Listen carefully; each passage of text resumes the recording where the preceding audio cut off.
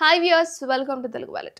బన్నీ రష్మికకు కొచ్చిలో grand welcome లభించింది. అయితే ఎయిర్పోర్ట్ నుంచి ఈవెంట్ ప్లేస్ కి వెళ్లే మధ్యలో అల్లు అర్జున్ కి స్వాగతం చెప్తూ భారీ బ్యానర్ అయితే ఏర్పాటు చేశారు. కేరళ వెల్కమ్స్ మల్లు అర్జున్ అంటూ భారీగా బ్యానర్స్ అయితే వేశారు. అయితే అల్లు అర్జున్ పుష్ప 2 సినిమా మరో వారం రోజుల్లో రిలీజ్ ఉండడంతో పుష్ప ప్రమోషన్స్ భారీగా చేస్తున్నారు మూవీ టీం. ఇప్పటికే పాట్నా, చెన్నైలో భారీ ఈవెంట్స్ నిర్వహించిన సంగతి కూడా తెలిసిందే. అయితే తాజాగా కేరళలోని కొచ్చిలో పుష్ప 2 ఈవెంట్ అయితే నిర్వహించారు.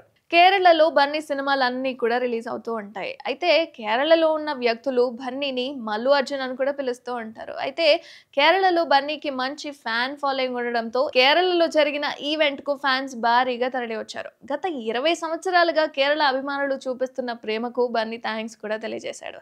ఇక పుష్పలో ఫహద్ ఫాసిల్ వర్క్ చేయడం అనేది ఆనందకరమని చెప్పాడు. అయితే ఆర్య సినిమాతోనే మలయాళంలో కూడా తనకు మార్కెట్ మొదలైందని అల్లు అర్జున్ తెలిపారు. ఆ తర్వాత ఈ సందర్భంగా కేరళ ఫ్యాన్స్ కు బన్నీ ఒక సర్ప్రైజ్ ఇచ్చారు. పుష్ప 2 సినిమాలో ఒక సాంగ్ మొదట్లో మలయాళం లిరిక్స్ ఉంటాయని, అన్ని భాషల్లోనూ ఈ పాటలో లిరిక్స్ మలయాళంలోనే ఉండబోతున్నట్లుగా బన్నీ వెల్లడించాడు. అలాగే ఆ పాట ప్రోమోని కూడా అక్కడ ప్లే చేశారు. ఇక గురువారం గోవాలో జరుగుతున్న 55వ అంతర్జాతీయ చలన చిత్రోత్సవాల ముగింపు వేడుకకు కూడా ఐకాన్ స్టార్ హాజరు కాబోతున్నారు.